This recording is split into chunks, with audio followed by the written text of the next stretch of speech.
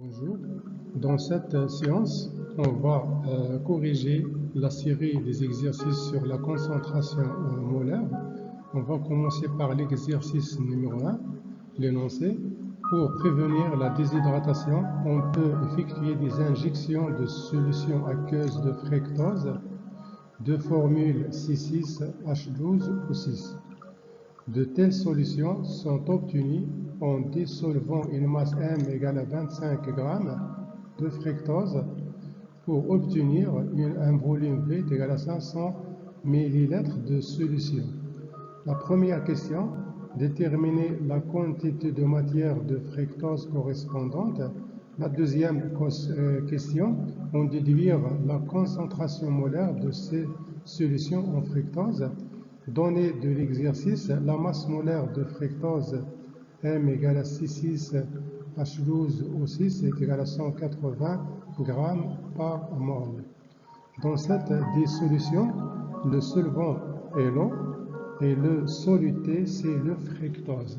Maintenant, on va passer à la correction de l'exercice. Donc, la correction de l'exercice numéro 1. La première question, c'est calculer la quantité de matière de fructose.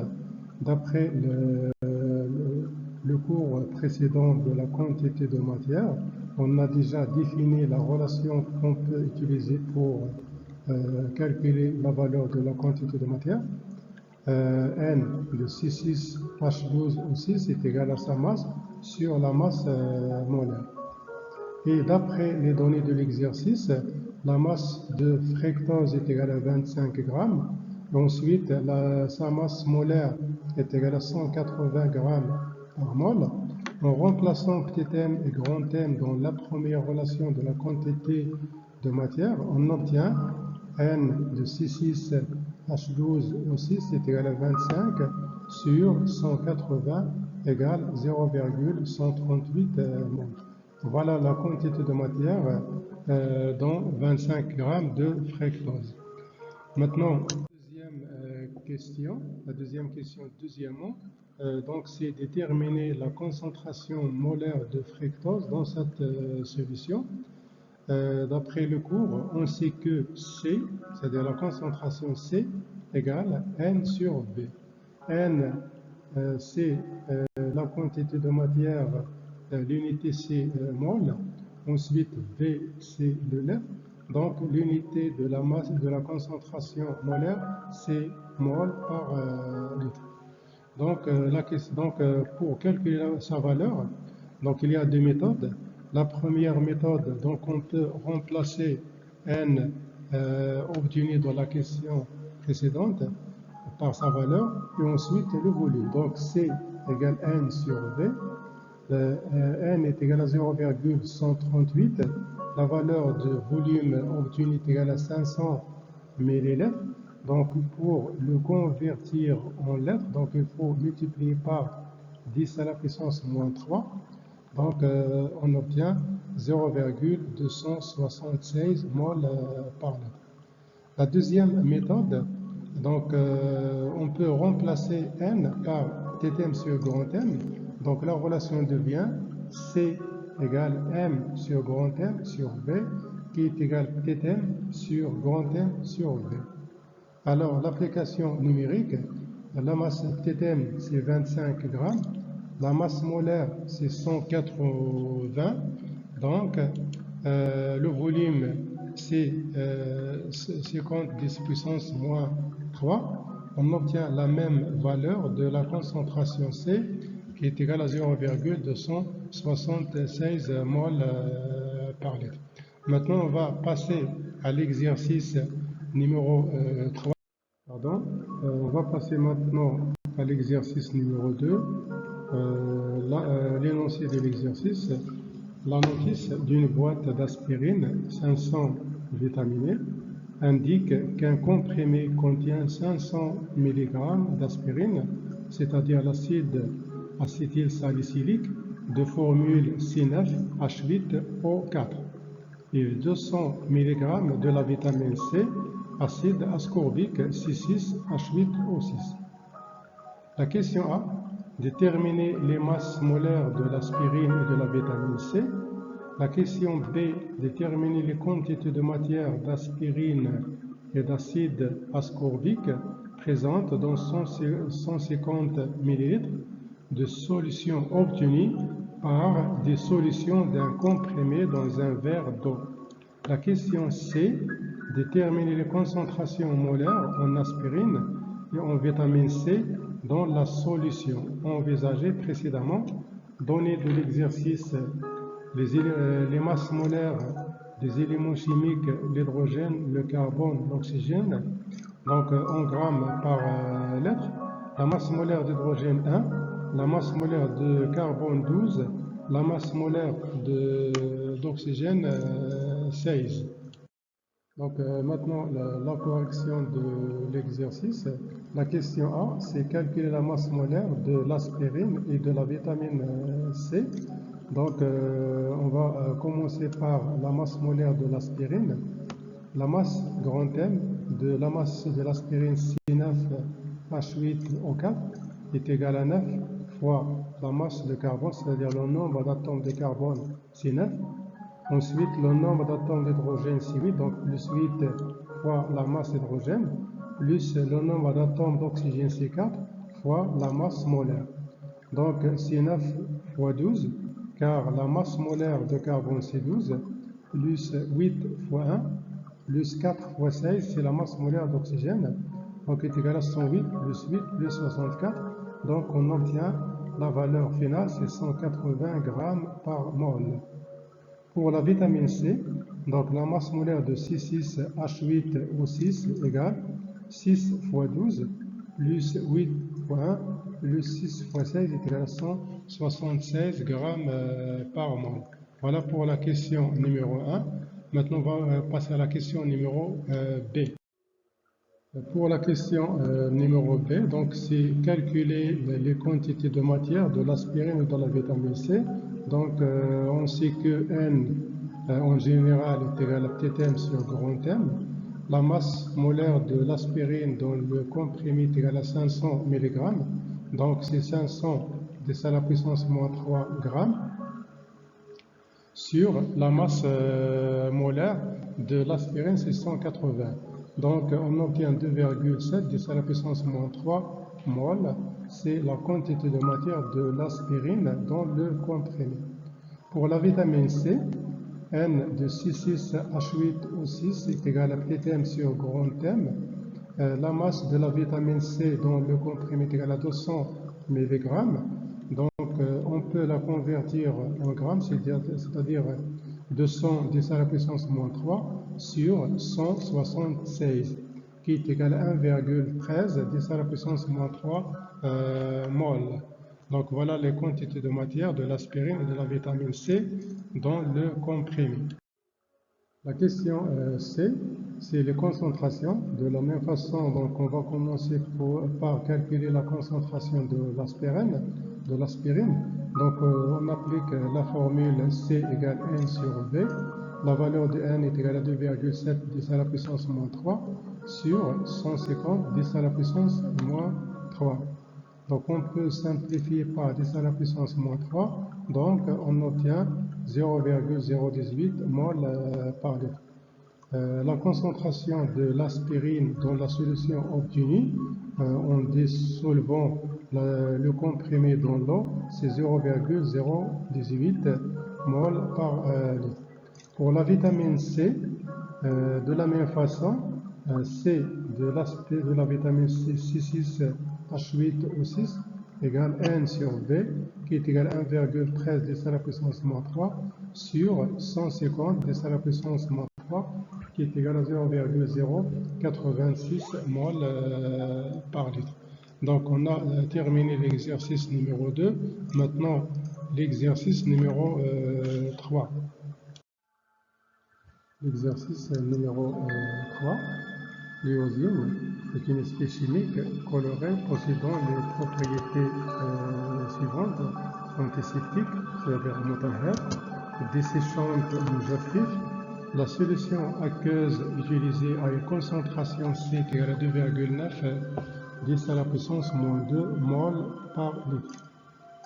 Quelle est la quantité de matière d'iosine à dissoudre dans de l'eau distillée pour préparer 250 ml de solution? La deuxième question, quelle est la masse correspondante? Troisièmement, décrire avec précision, en s'aidant du schéma, la préparation de cette solution. La question 4, quelle est la concentration massique de l'iosine dans la solution? Les données de l'exercice, c'est la masse molaire d'iosine est égale à 693,6 grammes par mol. Maintenant, on va passer à la correction de l'exercice numéro 3. Maintenant, on va passer à la correction de l'exercice numéro 3. La première question, calculer la quantité de matière. Donc, on a déjà vu dans le cours précédent que la quantité de matière M est égale M sur grand M, ou bien on peut utiliser la relation de la concentration molaire, C égale N sur le volume V. Donc, N égale C fois V. Pour maintenant l'application numérique, N est égal, la valeur de la concentration C, c'est 2,9 10 à la puissance moins 2. Le volume, c'est 250 ml, donc il faut le convertir en litres. C'est 250 10 à la puissance moins 3. On va obtenir la valeur suivante, c'est 0,725 10 à la puissance moins 2. Avec une écriture scientifique est égale à 7,25 10 à la puissance moins 3 mol. Donc voilà la quantité de matière dissoute dans 250 ml de la solution. Deuxième question, c'est calculer la masse. D'après la relation de la quantité de matière N est égale à petit m sur grand M, on peut déduire que petit m est égal à N fois la masse molaire. C'est-à-dire la masse est égale à la quantité de matière multipliée par la masse molaire. La valeur de la quantité de matière, c'est la valeur qu'on a déjà calculée dans la question 1, donc c'est 7,25 10 à la puissance moins 3. La masse molaire, c'est donné de l'exercice, c'est 693,6. Donc la finale de la masse, c'est 5,028, c'est la masse de l'iosine. La troisième question, c'est comment préparer cette solution. Donc pour préparer la solution, il faut utiliser la masse M est égale à 5,028 g.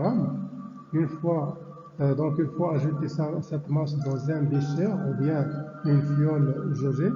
Le volume est égal à 250 ml. Après, il faut agiter la solution pour homogénéiser. Après l'agitation, on obtient la solution de l'iosine de concentration C est égale à 2,9 10 à la puissance moins 2 mol par litre. La dernière question, c'est calculer la concentration massique. On sait que Cm est égal à la masse sur le volume. La masse de l'iosine, c'est 5,0228. Le volume de la solution est égal à 250 10 à la puissance moins 3. Donc, on obtient 20,112 grammes par litre. Alors, Cm est égal à 20,112 grammes par litre. Voilà la valeur de la concentration massique. Maintenant, on a terminé la correction de l'exercice numéro 3. On va passer à la correction de l'exercice numéro 4. Exercice numéro 4. On dissout 1,17 g de chlorure de sodium NaCl dans un volume B1 égal à 100 ml d'eau distillée. On obtient une solution notée S1. La première question, dire quelle substance représente le soluté et le solvant. 2. Calculer la concentration massique en chlorure de sodium dans la solution S1 ainsi obtenue. Troisièmement, déduire la concentration molaire de la solution, on ajoute à la solution S1 un volume VO d'eau distillée. On obtient une solution S2 de concentration molaire S2 égale à 0,02 mol par litre. La question 4, calculer le volume d'eau ajouté VO. Cinquièmement, calculer le coefficient de dilution K. On donne la masse molaire de Cl 35,5 g par mol, la masse molaire de sodium 23 g par litre.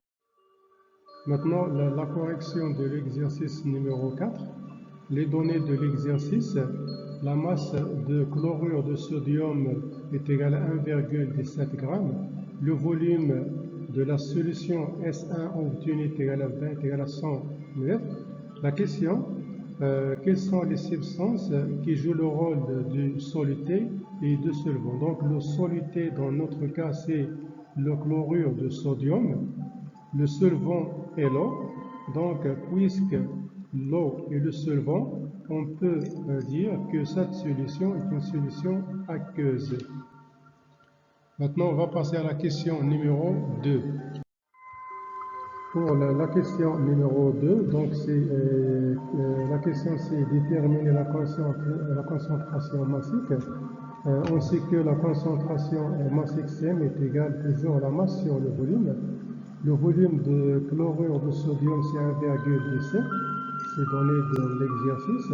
Le volume V de la solution c'est 100 10 à la puissance moins 3. Donc on obtient la valeur de la concentration massique, c'est 11,7 g par litre. Maintenant la correction de la question numéro 3, c'est calculer la concentration de chlorure de sodium dans la solution S1. On sait que C est égal à N sur V. Donc, on peut remplacer petit n par M sur grand M. Voilà. Donc, on obtient la relation suivante, M sur V. La petit m sur le volume, donc c'est la concentration molaire. Donc, c'est Cm sur la masse molaire. La valeur de la concentration massique, c'est 11,7. La masse molaire de chlorure de sodium, donc la formule de chlorure de sodium est composée d'un seul atome de sodium, donc c'est 23, plus un seul atome de chlore, donc c'est 35,5. Donc on obtient la valeur de la concentration molaire, c'est 0,198. Cette valeur est égale à presque 0,2 mol par litre. Voilà la valeur de la concentration molaire de chlorure de sodium dans la solution S1. Alors la correction de la question 4, c'est calculer le volume d'eau distillée. Les données de la première solution, c'est-à-dire la solution initiale, qui s'appelle la solution mère, la concentration C1 est égale à 0,2 mol par litre. Le volume V1 est égal à 100 ml. Pour obtenir une solution moins concentrée, donc il faut ajouter de l'eau, c'est-à-dire il faut ajouter le solvant. La dilution est une opération qui nous permet de diminuer la concentration d'une solution plus concentrée. Alors, on va obtenir une autre solution S2 moins concentrée qui s'appelle une solution fille. De concentration C2 d'après les données de l'exercice, C2 égale 0,02 mol par litre. Le volume de la solution fille est toujours égal au volume de la solution S1 plus le volume d'eau distillée ajoutée. Lors de la dilution, on sait que la quantité de matière de soluté ne change pas. Alors, on peut écrire la relation de la dilution suivante. C1V1, c'est la quantité de matière de soluté dans la solution S1. C2V2, c'est la quantité de matière de soluté dans la solution S2. Puisqu'il y a conservation de la quantité de matière, on peut déduire que C1 fois V1, C2 fois V2, cette relation s'appelle la relation de la dilution. Alors, on peut déduire la valeur du volume V2 de la solution S2. V2 égale C1 fois V1 sur C2. La valeur de C1, c'est 0,2. La valeur de V1, 0,1. Le C2, c'est 0,02. Alors, on obtient V2 est égal à 1 litre. Ensuite, V2 est égal à la somme des deux volumes, c'est-à-dire la somme V1 plus VO. Alors, VO est égal à V2 moins V1. La valeur de V2, c'est 1 litre. La valeur de V1, 0,1, ça est égal à 100 millilitres, mais en litres, c'est 0,1. Donc, on obtient le volume d'eau est égal à 0,9 litres. Donc, voilà le volume d'eau distillée ajouté à la solution initiale pour obtenir la solution phi. La solution de la question 5, c'est calculer le coefficient de la dilution. Le coefficient de la dilution est défini par la relation suivante, K égale C1 sur C2. C1, c'est la concentration de la solution initiale.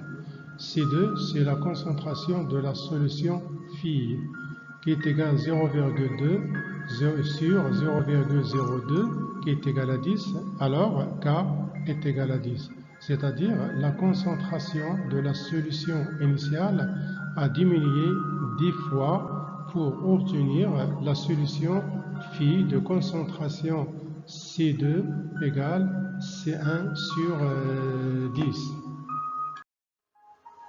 L'exercice 5, c'est-à-dire le dernier de la série, on prélève un volume V0 égale 20 ml d'une solution aqueuse de sulfate de cuivre 2 de concentration C0 égale 5,0 fois 10 à la puissance moins 2 mol par litre.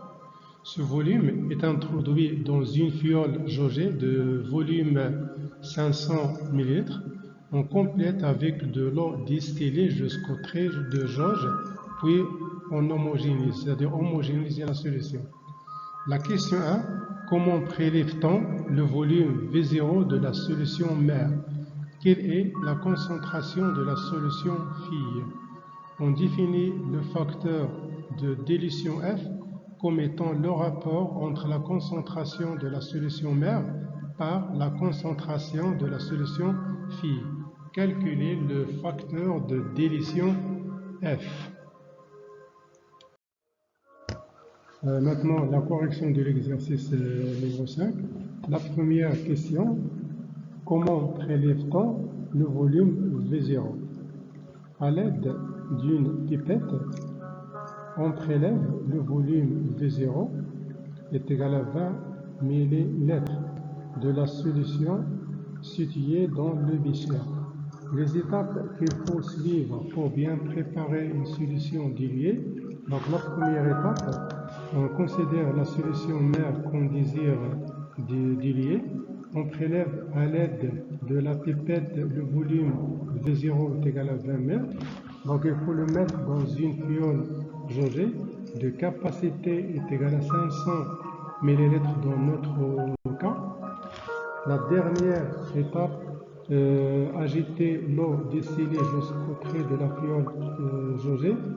Après, agiter la solution et on obtient une solution diluée ou bien la solution phi de concentration C' bien séquina inférieure à la concentration initiale. Voilà la réponse de la question 2.